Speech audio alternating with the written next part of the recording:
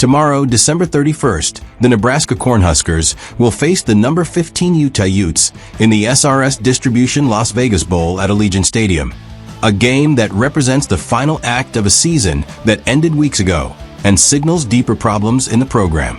Nebraska's 7-5 record qualified them for this bowl, but the year has been defined by instability and mismanagement, leaving little enthusiasm among fans, players, or coaches. Everyone involved seems eager to conclude this chapter and confront the issues ahead, but tomorrow's outcome is predictable. Nebraska has no realistic chance against a strong Utah team. The season is over, and in many ways, Nebraska football, as fans have known it, feels finished. The Spring Husker Games event, a complete embarrassment of ignorance and futility that replaced the traditional red-white game with skills competitions showing no real skills, is widely regarded as the day Nebraska football died, a display from which no team could fully recover. Last year's bowl victory provided some optimism, but this year is different. The team, coaches, and fan base recognize the downhill trajectory. Dylan Rhule, the five-star quarterback and top recruit who was the face of the program, left after a season-ending injury due to inadequate protection, poor game planning, and public criticism from coaches, including Matt Rhule. Rhule was enthusiastic and did everything right on and off the field, but the staff wasted his time and talents, leading him to enter the transfer portal. Emmett Johnson, the Big Ten's leading rusher, opted out for the NFL draft and wants nothing to do with returning. These losses speak volumes about the program's state under Rhule and the administration, from a university president to the athletic director, all seen as clueless and directionless with ulterior motives, paid handsomely to repeat buzzwords and achieve nothing. True freshman TJ Lateef starts at quarterback, the lone scholarship option left, against a 10-2 Utah team with a dominant rushing attack and discipline under Kyle Whittingham, even as he departs post-game. Utah is favored by double digits, and Nebraska's weaknesses make a win improbable. Recruiting reflects the damage. In a strong year for in-state talent with around 40 players heading to FBS or FCS programs and 14 to power conference schools, only one committed to Nebraska. The staff often overlooks top local prospects or fails to offer scholarships, as if Rhule believes they must treat him as a coaching god when he is an average coach at best who got lucky with downtrodden teams and now demands unwarranted respect. Nebraska's history includes poor fits like Mike Riley and Scott Frost, the latter a poor leader whose issues off the field affected his coaching. Rhule was not the top choice, but accepted the money, and his decisions have accumulated into failure, culminating in the 2025 spring game disaster and the loss of Rhule and Johnson. The 7-5 record is as good as it gets under Rhule, with no chance for winning seasons or bowl games ahead. Fans know football and do not need explanations from Rhule. They see him as the problem and want him to admit his failures, quit, and leave the state. The extension through 2032 worth over $100 million locks in mediocrity, but the desire is for Rhule to resign and depart, as no one wants him here at any level. Tomorrow's game has no stakes or excitement, just a desire for it to end, so the offseason can bring serious questions about direction. Enjoying the game is unlikely. It will be an embarrassment, with fans awaiting the clock to hit zero. This is not just the last game of 2025, but the epilogue to an era that no longer feels viable, with relations between the state, school, coach, and program at a low point. Contrasting last year's glimmer with this season's abyss. Last year's Pinstripe Bowl win over Boston College offered a brief sense of progress under Rhule, marking the first postseason victory since 2015 and back-to-back bowls for the first time in years. It sparked some hope that the program was stabilizing after difficult periods. However, 2025 has been a complete reversal, with early non-conference wins giving way to mid-season struggles and a late collapse that exposed fundamental flaws. The offense showed flashes but crumbled due to protection issues and poor planning, while the defense failed against stronger opponents. Losses to Rutgers, Ohio State, USC, and Iowa highlighted these problems, with the Iowa game a particular low point. This season did not build on the prior year's momentum, instead plateauing at 7-5, a ceiling under Rhule's leadership, not a foundation for success. The contrast underscores the program's instability, with Rhule's repetitive talking points inspiring no confidence. Fans recognize the decline, and without Rhule acknowledging his role and stepping aside, improvement seems impossible. Key player losses: Rhyle's exodus and Johnson's opt-out. Dylan Rhule, the top overall recruit and quarterback who chose Nebraska, was the program's face, bringing enthusiasm and performing well with over 2,000 yards and 18 touchdowns in 9 games. However, the coaches, including Rhule, criticized him publicly, failed to provide protection, leading to his broken fibula, and did not structure plays around his talents, wasting his time. Rhule left for the transfer portal, seeking better opportunities elsewhere. His departure, combined with the firing of his uncle as offensive line coach, highlights the mismanagement that drove away a generational talent who had done everything right on and off the field. Emmett Johnson, the Big Ten rushing leader with 1,451 yards, opted out for the NFL draft after a strong year, wanting no part of returning.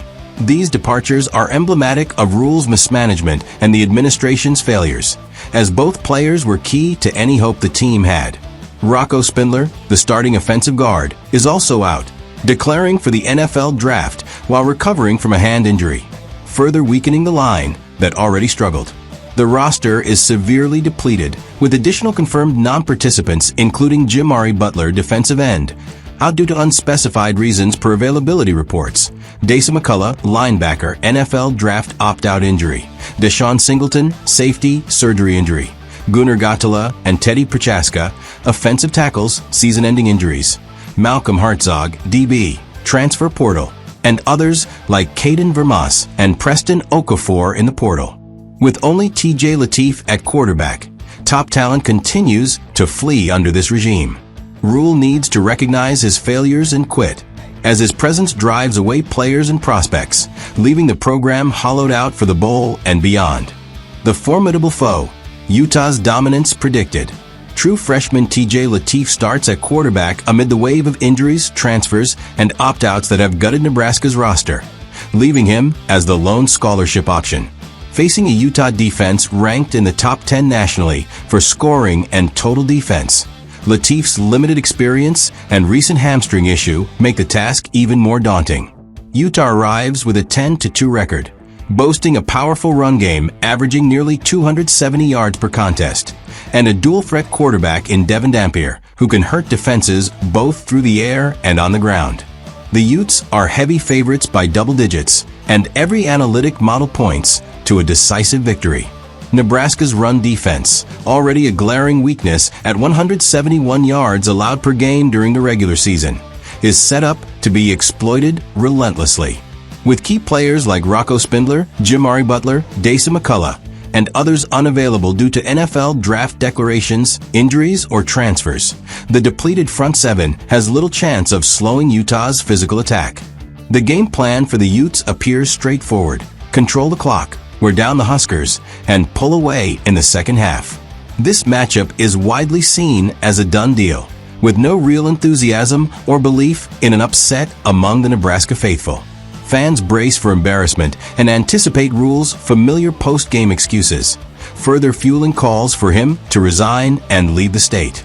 Utah's strength stands in stark contrast to Nebraska's chaos, serving as a clear illustration of the program's downfall under the current leadership. The spring farce, the day Nebraska football died. The 2025 Husker Games replaced the traditional red-white spring scrimmage with what amounted to a skills competition that displayed no meaningful football skills, an outright embarrassment marked by ignorance and futility.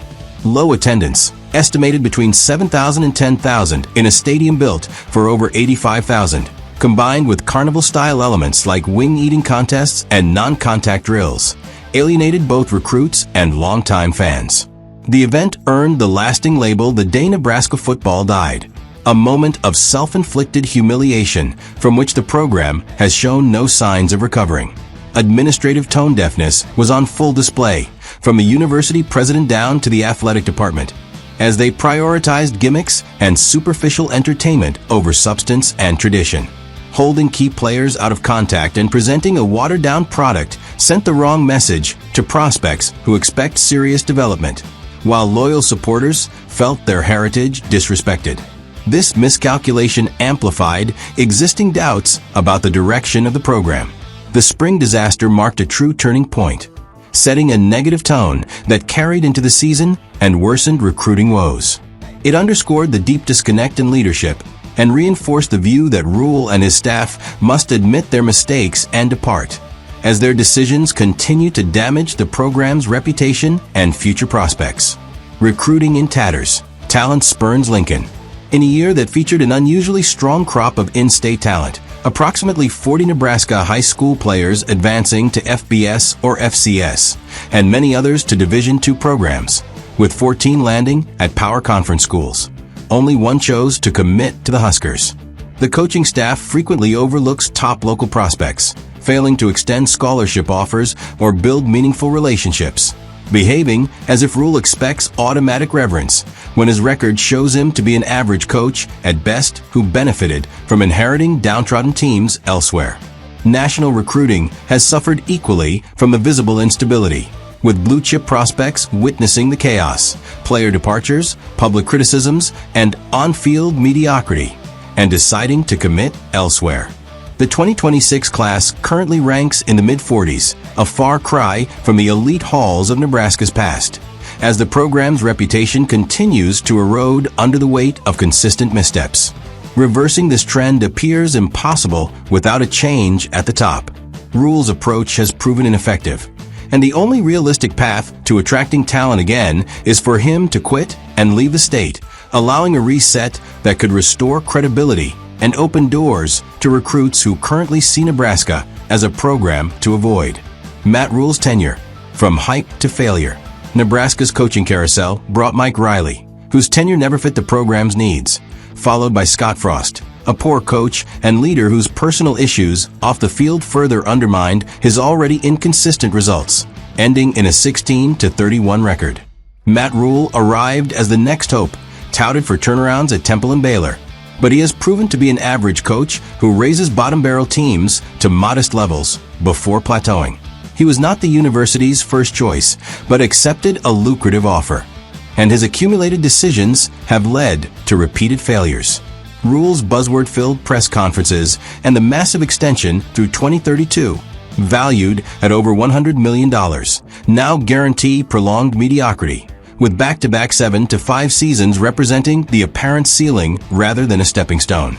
Fans have lost all respect, viewing him as the central problem rather than the solution.